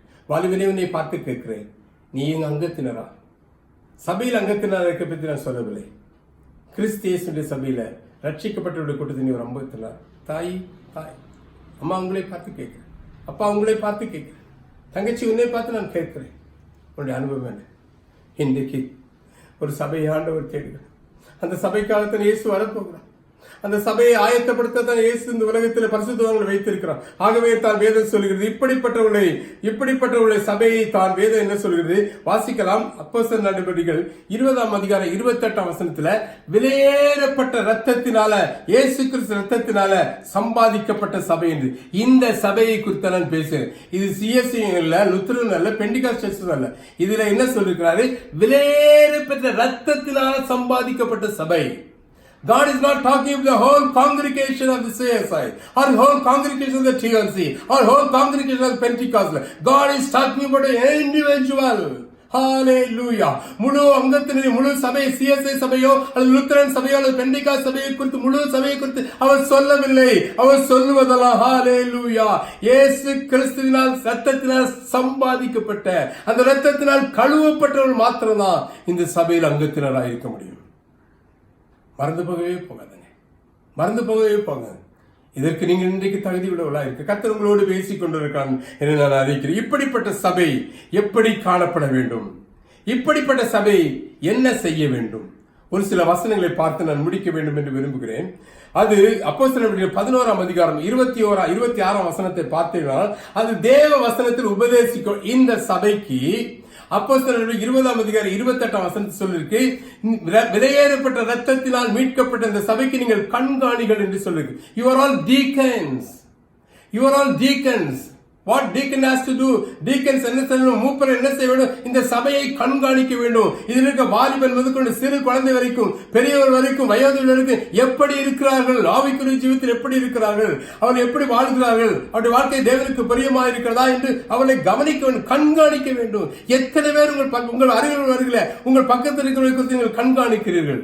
அவங்க என்ன சட்டை போட்டிருக்காங்க, என்ன ஜொல்ஸ் போடுறாங்க, என்ன ட்ரெஸ் போட்டிருக்காங்க, என்ன பணம் வச்சிருக்காங்க, கார் வச்சிருக்காங்க, பைக் வச்சிருக்காங்க, வீடு வச்சிருக்காங்க, இதை பார்க்க சொல்லி வேதம் சொல்லவே இல்லை. இப்படி பார்ப்போமானால், பரித இன்மைக்காக நாம் கவலைப்படுவோமானால் மற்ற எல்லா ஜனங்களை காட்டும் பரிதபிக்கப்படுகிறவர்களாக இருப்போம் என்று வேதம் சொல்கிறது. Don't look at the outward and estimate who they are. எப்படிப்பட்டவர்கள் கணக்கு போடவே போடாதீங்க. அதனால் தான் அவர் இயேசு சொல்லும் போது சொன்னார், ஒரு நல்ல வஸ்திரம், விலையுயர்ந்த வஸ்திரம் தனித்து வந்தால் நீங்கள் அவரை உங்கள் பக்கத்துல அருகையில உட்கார வைக்க, சீட் போட்டு உட்கார வைக்கீங்க. ஒரு தரித்திரம் வந்தாலும் கீழே உட்கார வைக்கிறீங்க. you not able to identify who he is, யார் என்பதை அறிந்து கொள்ள முடியாமல் ஹalleluya நீங்கள் வாழ்கிறீர்கள் என்று அவர்கள் சொன்னார்கள். இயேசு சொன்னார், என்னை கேட்டுக்கொண்டிருக்கிறவர்களே, உங்கள் பக்கத்தில் இருக்கிறவர்களை ரட்சிக்கப்பட்டிருக்கிற தேவனுடைய சபையில் அங்கத்தினராக இருக்கிறாரா? உங்கள் சபைக்கு இத்தனை நாள் வராமல் இருக்கிறவங்களை பற்றி நீங்க ஏதாவது கேள்வி கேட்டீங்களா, பார்த்தீங்களா? ஏன்னா வந்துட்டு போற வாலிபலை குறித்து ஏதாவது நீங்க யோசித்தீங்களா? அவருடைய வேலை என்னன்னு யோசித்தீங்களா? அவர்கள் சாப்பிட்டாங்களான்னு யோசித்தீங்களா? அந்த குடும்பம் எப்படி வாடுறதுன்னு யோசித்தீங்களா? அந்த குடும்பத்துக்காக நீங்க என்னைக்காவது ஜெபம் பண்ணிருக்கீங்களா? மூப்பர்கள் கண்காணிகள் என்று எழுதியிருக்கிறது. ஆங்கிலத்தில் பிஷப் என்று போட்டிருக்கிறது, இன்னொரு விதத்தில் பாஸ்டர் என்று சொல்லலாம். இவருடைய பிரதான வேலை இதுதான், கண்காணிக்கிற வேலை. இந்த கண்காணிப்புல என்னெல்லாம் நடக்க வேண்டும்? முதலாவது தேவ வசனத்தை உபதேசிக்க வேண்டும். இவர்கள் புதிதாக கிறிஸ்துவின் ராஜ்யத்தை பிறந்தவர்கள். இவருக்கு உலகம் தான் தெரியும், உலகத்தில் மக்கள் தெரியும். ஆனா வேதம் குறித்து இவர்களுக்கு தெரிய ஆகினால்தான் வேத வசனத்தை, கிறிஸ்து சொன்ன உபதேசத்தை அல்லது ஆதி அப்போஸ்தலர் உபதேசத்தை அல்லது பவுல் சொன்னுடைய நிருபங்கள் உபதேசத்தை உபதேசிக்க வேண்டும். You got to teach them. சபை என்றால் முதலாவது ரட்சிக்கப்பட்ட அனைவரும் சபையில் சேர்க்கப்படுகிறது மாத்திரமல்ல, அவர்களுக்கு உபதேசிக்கணும். ஏதோ ஒரு நாள் வந்தாங்க, சண்டே வந்தாங்க, பிரசங்கம் கேட்டாங்க, ஆமென் சொன்னாங்க, ஆமென் சொன்ன ஆத்திரம் தோத்திரம் ஆமென் நாங்க போயிட்டாங்க. அது சபை அல்ல. That's not church. This is ஒரு traditional place. It is a gathering of not the godly people but some other people. இது தேவஜனுடைய கூடுகை அல்ல, ஏதோ ஒரு கூடுகை. என்னை கேட்டுக்கொண்டிருக்கிறவர்களே, ரட்சிக்கப்பட உங்களுடைய சபையில் என்று சபையில காணப்பட வேண்டும். அவர்கள் விசாரிக்கப்பட, அவர்கள் உபதேசிக்கப்பட வேண்டும். அப்போஸ்தலர் 14ஆம் அதிகாரம் 23ஆம் வசனம் சொல்லுகிறது, அது அந்த சபையில அப்படி விசாரிக்கிற சபை உபதேசம் மாத்திரம் உபவாசத்தையும் கூட்ட வேண்டும். நீங்கள் உபவாசித்து ஜெபிக்க வேண்டும் என்று வேதம் சொல்லி இருக்கிறது. எவ்வளவு 7 நாள் நம்ம சாப்பிடுறோம், ஒரு வேளை உபவாசத்தை நம்ம ஜெபம் பண்ணக்கூடாது. அந்த உபதேசத்தை உபவாசி ஜெபிக்க வேண்டும் என்று வேதம் நமக்கு சொல்லி இருக்கிறது. அது மாத்திரமல்ல, மூப்பர்கள் சபையை கண்காணிக்க வேண்டும் என்று மாத்திரம் இந்த சபை பக்தி விருத்தி அடைய எபேசியர் புஸ்தகம் 4ஆம் அதிகாரம் 11ஆம் வசனம் சொல்லுகிறது. இந்த சபை பக்தி விருத்தி அடைய எபேசியர் 4ஆம் அதிகாரம் 13ஆம் வசனத்தை நீங்கள் படித்து பார்ப்பீங்களா? வாசிங்க பார்க்கலாம். எபேசியர் 4:13. அவர் சபை பக்தி, அவர் சிலரை அப்போஸ்தலராகவும், சிலரை தீர்க்கதரிசிகளாகவும், சிலரை சுவிசேஷகளாகவும், சிலரை மேய்ப்பராகவும், போதகராகவும் ஏற்படுத்தினார். இது ஏன் ஏற்படுத்தினார்? அதுக்கு முதல்ல எதுக்கு? சபை பக்தி விருத்தி அடைய. அப்ப சபை பக்தி விருத்தி அடையணும். பக்தியில, பரிசுத்தத்துல, தேவனுக்கு அடுத்த காரியங்கள் விருத்தி அடையணும்னா when the church wants to, when you expect the church to grow, not only in numerical but in spiritual also, it has to grow. எப்ப அதுல சொல்லுங்க, அதுக்காகத்தான் அப்போஸ்தலரை ஏற்படுத்தி வச்சிருக்காங்க. இங்க இருங்க, அப்போஸ்தலர்கள், தீர்க்கதரிசிகள், சுவிசேஷகர்கள், மேய்ப்பர்கள், போதகர்கள், இவர்கள் எல்லாம் எங்க இருந்தா வேலை செய்யணும்? சபையில இருந்தா வேலை செய்யணும். சபை பக்தி விருத்தி அடைவது தான் வேலை செய்யணும். இந்த சபையில அவருக்கு இடம் கொடுக்காதனால அவர் வெளியே போக வேண்டியதா இருந்துருச்சு. ஆகினால் சபையை அறிந்து கொள்ள வேண்டிய மிக முக்கியமான காரியம், இந்த சபையை தேவனாய் கர்த்தர் தம்முடைய இரத்தத்தினால் ஏற்படுத்தப்பட்டிருக்கா. இந்த சபை பக்தி விருத்தி அடைவதற்காக 5 விதமான ஊழியங்களை இருக்கு. அந்த 5 விதமான ஊழியர்கள் சபையிலிருந்து வெளியே, சபைக்கும் உள்ள செய்ய வேண்டும், சபையிலிருந்து வெளியே போய் செய்ய வேண்டும் என்ற தேவ கட்டளை. இதுதான் தேவத்தின், இதுதான் ஒழுங்கு, இதுவும் கிரமம். இதை விட்டு வெளியே செய்யற எல்லாருக்கும் பத்தி எனக்கு என்ன தெரியல. But what Bible tells, what Bible discipline is this. இவர்கள் சபைக்குள்ளே இருக்க வேண்டும். என்னை கேட்டுக்கொண்டிருக்கு, இது ஏன் ஏற்படுத்தப்பட்டு உள்ளது என்று சொல்லி நீங்கள் படிப்பீர்கள். ஏன் இந்த ஆண்டவர் இந்த ஒழுங்கை ஏற்படுத்தியிருக்காரு? ஏன் இப்படிப்பட்டவங்க சபையில் இருக்கணும், பக்தி விருத்தி அடைன்னு சொல்லி ஏற்படுத்த சொல்ல அது கேட்கிற, எதுக்காக ஏற்படுத்தப்படுவது? நான் எபேசியர் 4ஆம் அதிகாரம் 13ஆம் வசனத்தை நீங்க படிப்பீங்களா? அதுல ஒன்று எழுதியிருக்கிறது, நாம் வளரும்படி. 4ஆம் அதிகாரம் 13ஆம் வசனத்தில் எழுதியிருக்கிறது. எபேசியர் 4:13. அவர் சிலரை அப்போஸ்தலராகவும் 4:13 அவர் நாம் வளரும்படி என்று எழுதியிருக்கிறது. You have to grow. God has kept you, or the apostles, or the pastors, or the prophet, or the prophet, or the teacher. They are kept so that this church, or the members of the church should grow. கிறிஸ்துவுக்குள் வளரும்படிக்கு அவர்கள் ஏற்படுத்தப்பட்டிருக்கிறார் என்பதுதான். So தேவனாய் கர்த்தர் உங்கள் சபையோடு அப்படி விட்டுறதில்ல. இஸ்ரவேல் எகிப்திலிருந்து ஆரம்பிச்சு கானான் விடுறதுக்கு அதுக்காக சபை ஏற்படுத்தப்படவில்லை. அது இந்த புதிய ஏற்பாட்டு சபையில, இந்த புதிய ஏற்பாட்டு சபையில நீங்களும் நானும் ஆவிக்குரிய விஷயத்துல வளர வேண்டும் என்று வேதம் சொல்லியிருக்கிறது. அது மாத்திரமல்ல, இதற்காக எபேசியர் புத்தகம் 5ஆம் அதிகாரம் 27ஆம் வசனத்தை நீங்க படிச்சு பார்த்தீங்கன்னா, 5ஆம் அதிகாரம் 27ஆம் வசனத்துல இதற்கு வாசிங்க. கரைதிரை முதலானவைகள் ஒன்றுமில்லாமல் பரிசுத்தமும் பிழையற்றதுமான மகிமையுள்ள சபை. பாருங்க, இங்க நல்லா கவனிங்க, நல்லா கொஞ்சம் கவனிங்க, இதை மட்டும் கொஞ்சம் கவனிங்க. சபை ஏற்படுத்தியாச்சு. இந்த சபை எப்படி இருக்கணும்? இந்த சபையில ஊழியக்காரல இருக்குங்க. இந்த சபை வளரணும். வளரும் போது என்ன சொல்றீங்க? அதை வாசிங்க, திரும்ப வாசிங்க. கரைதிரை, ஸ்பாட்லெஸ் அண்ட் ரிங்லெஸ். இப்ப நான் ஒயிட் ஷர்ட் போட்டிருக்கேன். இந்த ஒயிட் ஷர்ட்ல ஒரு சின்ன ஒரு புள்ளி, ஒரு பேனா எடுத்து புள்ளி வச்சீங்கன்னா அது புள்ளி தெரியும். அப்ப அப்படிப்பட்ட கரை கூட உங்க வாழ்க்கையில காணப்படக்கூடாது என்பதுதான் தேவ திட்டம். இந்த புதிய ஏற்பாட்டு சபையுடைய முழு திட்டமே உன்னுடைய வாழ்க்கையில் ஒரு ஸ்பாட் கூட உன்னை பார்த்து ஒருத்தன் கை நீட்டி இப்படி தப்பு இருக்குன்னு சொல்லக்கூடாது. wrinkleless, சுருக்கமாக, wrinkleless சுருக்கம். அப்ப வெரி கிளீன் ஐனிங் எப்படி இருக்கும்? உங்களை பார்த்தா தூய்மையா இருக்கணும், உங்களை பார்த்தா பரிசுத்தமா இருக்கணும், உங்களை பார்த்தா குறை சொல்லவே கூடாது, நீங்கள் குற்றம் சொல்லவே கூடாது. அப்படிப்பட்ட wrinkleless, கரைதிரை அற்றவர்களாக, பரிசுத்தமும் பாருங்க, நீங்க பரிசுத்தமா பிழை இல்லாதவர்களா இருக்கணும். ஒரு பிழை கூட உங்கள்கிட்ட சொல்லக்கூடாது. அவனா எப்பவுமே போய் சொல்லுவாங்க, அவன் ஏமாத்துவாங்க, அவன் இங்க இருப்பான், நான் வேற எங்கே இருக்கேன்னு சொல்லுவாங்க. அவனா காசு விஷயத்துல உண்மை இல்லைங்க, பண விஷயத்துல உண்மை இல்லைங்க, அவன் பேச்சுல உண்மை இல்லை. குடும்பமா, ஐயோ அந்த குடும்பத்தை போய் கேட்காதுங்க, 2 பேருக்கும் அடிக்கடி சண்டைங்க, பிள்ளைகளை ஒழுங்கா வளர்க்கலங்க. No, church cannot be like that. சபை இப்படிப்பட்ட சபையில் உன் பிள்ளையையும் மனைவி முதலாவது ஒழுங்கா வளர்க்க தெரியும். That's their starts. அதனாலதான் ஆண்டவர் சொல்லுறார், குடும்பத்தை விசாரியாதன் சபையை எப்படி விசாரிப்பேன் ஆண்டவர் சொல்றார். நீங்க குடும்பத்தையே சரியா விசாரிங்க, எப்படி சபையை விசாரிப்பீங்க? சோ எவ்ரி இண்டிவிஜுவல் பீப்புள், ஒவ்வொரு தனிப்பட்ட நபரும் உங்கள் குடும்பங்களை விசாரிக்க வேண்டும். குடும்பத்துக்கு புருஷன் தலைவன், மனைவி அவளுக்கு அடுத்தவள், புருஷனுக்கு மனைவி எல்லாத்துக்கும் அடங்கி இருக்க வேண்டும், ஒருவருக்கு ஒருவர் கீழ்ப்படிய வேண்டும், ஒருவர் அன்பு செலுத்த வேண்டும் எல்லாம் சொல்லுங்க. பிள்ளைகள் பெற்றோருக்கு கீழ்ப்படிய வேண்டும். இதுதான் குடும்பம். இந்த குடும்பத்தை நீங்க நல்லா நடத்தினா தான் நீங்கள் சபையை நடத்த முடியும் என்று ஆண்டவர். அப்போ நீங்கள் குடும்பத்தை முதலாவது நடத்துவது எவ்வளவு என்பதை பாருங்க. அப்போ கரைதிரையற்ற ஒரு குடும்பமாக, பிழையற்ற ஒரு குடும்பமாக, பிழையற்றதும் மகிமையுள்ள சபையாக உங்களை பார்க்கும்போது, குடும்பம் வரும்போது சான்ஸே இல்லடா, இவர்களை பார்க்கும்போது தெய்வ பிரசனை இருக்கு, இவர் உண்மை உள்ளவர்கள், இது பரிசுத்தர்கள், இது நீதி நிறைந்தவர்கள் என்று சொல்ல வேண்டும். ஒருவேளை நீங்க சொல்ல, பாஸ்டர் நான் இப்படியெல்லாம் இருக்கு, எவ்வளவு உபத்திரம் தெரியுமா, என்னால் சகிக்க முடியல. அதனால சங்கீதக்காரன் சொல்லும் போது சொல்லலாம், நீதிமானுக்கு ஒரு உபத்திரங்கள் அநேகமாக இருக்கும், அவை எல்லாவற்றிலிருந்து அவரை விடுவிப்பார் என்று எழுதியிருக்குது. எபிரேய 1 பேதுரு புத்தகம் 1ஆம் அதிகாரத்தை 2ஆம் அதிகாரத்தை நீங்க படிச்சு பார்த்தீங்கன்னா, நீங்கள் நன்மை செய்து துன்பப்பட்டா அதுவே தேவனுக்கு பிரியமாக இருக்கும் சொல்றார். நீங்க சபைதான், உண்மையா நினைக்கிறீங்க, உத்தம பரிசுத்தமா துன்பப்படுறீங்க, தேவனுக்கு பிரியமா இருக்கும். ஆகினால்தான் இயேசு சொல்லும் போது, என்னுடைய அடிச்சுவடுகளை வைத்து போகிறேன், நீங்கள் என்னை பின்பற்றுங்க. இயேசு தன்னுடைய வாழ்க்கையில் வந்த முதற்கொண்டு மரணத்துக்கு கல்வாரியில் அடிக்கப்பட்ட வரைக்கும் எவ்வளவு உபத்திரப்பட்டார், எவ்வளவு நோகடித்தார்கள், எவ்வளவு வேதனைப்பட்டார்.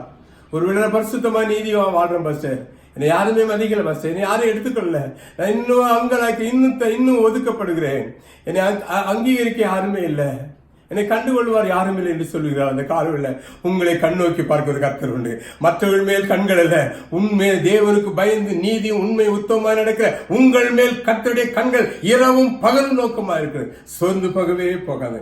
இப்படிப்பட்ட சபையா இருப்பது தான் கர்த்தர் நம்மை தெரிந்துவிட்டார். பிழையற்றதுமான சபையை இப்படிப்பட்ட அது வாசிங்க, தமக்கு முன் நிறுத்தி கொண்டதற்கும் தம்மை தாமே அதற்காக இப்ப பாருங்க, இயேசு கிறிஸ்து பூமி சிலுவையில தன்னுடைய பாவங்களை சுமந்த அப்ப இந்த வசனம் சொல்லுங்க. பவுல் ஒரு ரொம்ப he was telling the mysteries, ஒரு ரகசியத்தை சொல்ல. என்ன சொல்றாரா, இப்படிப்பட்டவர்களை ஆயத்தப்படுத்தி கொண்டு தேவ சமூகத்துல போய் நான் அங்க நிற்க வேண்டும் என்று சொல்லுவேன். எவ்வளவு ஒரு பிரதான காரியம். அதுல கரைதரை இருக்கு, அங்க போக முடியாது, தேவராட்சியத்துக்கு போக முடியாது. ஆண்டவர் சொல்ற, இயேசு கிறிஸ்து சொல்றாரு, இப்படிப்பட்ட கரைதரையற்ற ஒரு நபரை தான், ஒரு கூட்டத்தை தான், ஒரு சபையை தான் கூட்டிக் கொண்டு தேவனுக்கு முன்பாய் கொண்டு நிறுத்தப்பட வேண்டும் அந்த மகிமைக்கு என்று சொல்ல. அந்த தேவனாய் கிறிஸ்து கூட்டிக் கொண்டு போக போற அந்த இடத்துல நீங்களும் நானும் இந்த காலவெளியில் இருக்கிறோமா?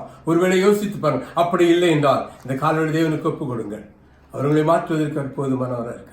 நான் கர்த்தர், நான் மாறாதவர் என்று உங்களை மாற்றுவதற்கு போதுமானவராக இருக்க. என்னை கேட்டுக்கொண்டிருக்கிறவர்களே, கொலோசியர் 1ஆம் அதிகாரம் 18ஆம் வசனத்தில் எழுதியிருக்கு, சபையாகிய சரீரத்துக்கு இயேசு கிறிஸ்துவே தலை. இந்த சபைக்கு அவன் தலை இவன் தலை எல்லாம் விட்டுருங்க, அதெல்லாம் பேசாதுங்க. அப்படி பேசுறவங்க பக்கத்துலையும் சேர்க்காதுங்க. சபை ஒவ்வொரு போதகர்களுக்கும், யார் எந்த போதகராக இருந்தாலும், உலகத்தில் எவ்வளவு பெரிய பாஸ்டர் இருக்கும், எவ்வளவு பெரிய காங்கிரிகேஷன் பாஸ்டர் இருந்தாலும் அந்த சபைக்கு அவர் கண்காணிகள். அது அவருடைய அல்ல. No pastor can claim the church is mine. Nobody can say இந்த சபை என்னோட என்று சொல்வதற்கு இந்த பூமியில எந்த சபையின் போதகருக்கும் அதிகாரம் கொடுக்கப்படவில்லை. ஏனென்றால் சபைக்காக ரத்தத்தை கொடுத்தவர் நீங்களும் நானும் ஆராதிக்கிற இயேசு கிறிஸ்துவை தவிர வேறு யாரும் இல்லை. They are all just a shepherd to look after. தேவ ராஜ்யத்துக்கு நேரம் அவங்களை கொண்டு போவதற்கு ஒரு மேய்ப்பரை அவர்கள் ரத்தத்தை கொடுக்கவில்லை. அவர் எந்த காரியத்துக்கு என்ன சபையில் சொந்தம் பண்ணிக்கொள்ள எவரை விட்டு விலகுங்கள் என்று நான் சொல்லுகிறேன். Nobody can claim that this is my church. No authority has given to anybody, any pastors, any great pastors, small pastors. I am in charge of this church. I am in charge of this church. I am a shepherd for this. God has kept me as a shepherd for this. இந்த சபைக்கு என்னை மேய்ப்பனாய் வைத்திருக்கிறார். அதுதான் என்னுடைய வேலை. நம்மளை கவனிக்கதான் வேலை. இது என்னுடைய சபை என்று சொல்லிக் கொள்வதற்கு எந்த அதிகாரமும் கிடையாது. People are just cheating and they are boosting themselves. This is my church. This is our church. No. It is God's church. அதனால தான் சொன்னாரு, இந்த சபைக்கு கொலோசியர் புத்தகம் 1ஆம் அதிகாரம் 13ஆம் வசனம் சொல்லுகிறாரு, இந்த சபையாகிய சரீரத்துக்கு கிறிஸ்து தான் தலைவர். No one can be head of this church. No sir. Don't cheat yourself. If you are says like that, you are cheating yourself. Don't do it. We are all members of this body. Church is considered as the body of Christ. Christ is the head of this church and we are all members. நீங்களும் நானும் அங்கஸ்தினர்கள். ஒவ்வொரு பொறுப்பு உங்களுக்கு கொடுக்கப்பட்டிருக்கிறது. நீங்கள் அப்போஸ்தலராக இருக்கலாம், போதகராக இருக்கலாம், அல்லது டீச்சராக இருக்கலாம், சுவிசேஷராக இருக்கலாம், அல்லது நீங்கள் தீர்க்கதரிசர். No problem. You cannot put you in a high place over this church. I can preach many things on this, but I don't want to do it. அநேக காரியத்தை குறித்து சொல்ல என்னுடைய மனம் ரொம்ப பவுல் சொல்ல, சபைக்காக நான் பக்தி வைராக்கியம் பாராட்டுகிறேன் என்று சொல்லுகிறேன். என்னை கேட்டுக்கொண்டிருக்க தேவ பிள்ளை, சபை மிக முக்கியம். நம்ம சபைக்கு தலைவர் இயேசு மட்டும்தான், வேற யாருமே கிடையாது. மற்ற எல்லாரும் நம்ம கனப்படுத்தணும். பாஸ்டரை கனப்படுத்தணும், சுவிசேஷரை கனப்படுத்தணும், போதகரை கவனிப்படுத்தணும், டீச்சரை கனப்படுத்தணும், தீர்க்கதரிசியை கனப்படுத்தணும். இவைகள் எல்லாம் நான் கனப்படுத்த வேண்டும். இவர்களை தலையாய் மாற்றிவிடக் கூடாது என்பதை உங்களுக்கு சொல்லிக்கொள்ள விரும்புகிறேன். கடைசியாக நான் சொல்லி முடிக்க வேண்டும் என்று விரும்புவதெல்லாம் கொலோசியர் 10ஆம் அதிகாரம், கொலோசியர்ல ஹீப்ருல 10ஆம் அதிகாரம், எபிரேய புஸ்தகம் 10ஆம் அதிகாரம் 25 வசனத்துல இந்த ஒன்றே ஒன்று எபிரேயர் 10:25 இப்படி சொல்ற அந்த வசனத்தை வாசித்து முடிப்போம். சபை கூடி வருதலை சிலர் விட்டு விடுகிறது போல நாமும் விட்டு விடாத இப்படிப்பட்ட மேம்பட்ட சபை கூடி வருதல் மிக முக்கியமானது.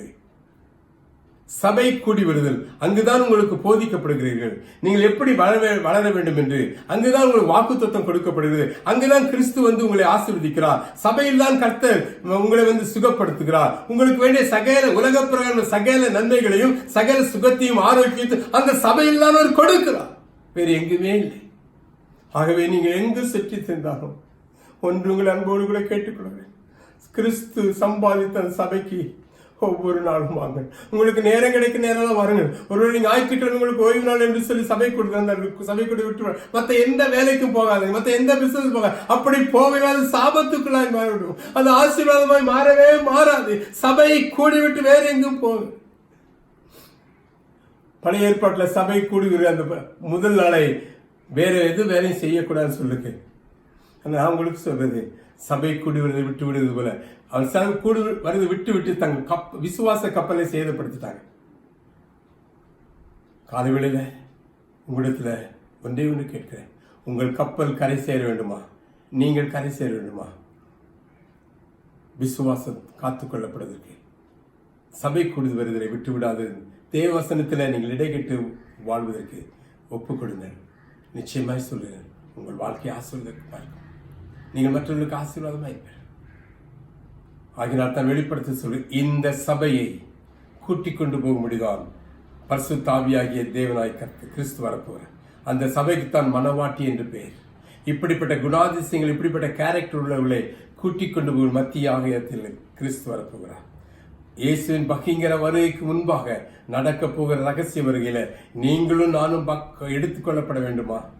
ஒன்றே ஒன்று நினைத்து, இப்படிப்பட்ட பரிசுத்தம் உள்ள வாழ்க்கை வாழ்கிற யாரே இருந்தாலும் அவர் உங்களை அந்த ஆவியானவர் மனவாட்டி சபையில சேர்த்து தன்னோடு மனவாளனாகிய இயேசு உங்களை மனவாட்டியை சேர்த்துக் கொள்வார்.